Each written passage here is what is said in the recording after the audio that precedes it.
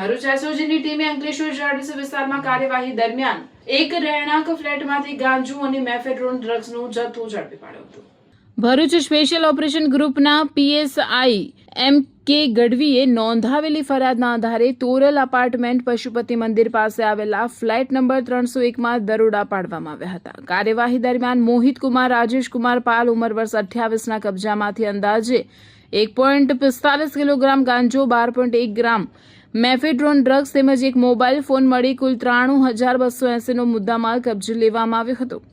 પોલીસના જણાવ્યા મુજબ પ્રાથમિક તપાસમાં સામે આવ્યું છે કે ગાંજાનો જથ્થો ફરાર આરોપી મિથિલેશ પાસેથી અને મેફેડ્રોન ડ્રગ્સનો જથ્થો ફરાર આરોપી દીપ્તેશ પટેલ પાસેથી વેચાણના હેતુસર લાવવામાં આવ્યો હતો અને ફ્લેટમાં રાખવામાં આવ્યો હતો. આ બનાવ અંગે અંકલેશ્વર જીઆઈડીસી પોલીસ સ્ટેશનમાં એનડીપીએસ એક્ટની વિવિધ કલમો હેઠળ ગુનો નોંધવામાં આવ્યો છે.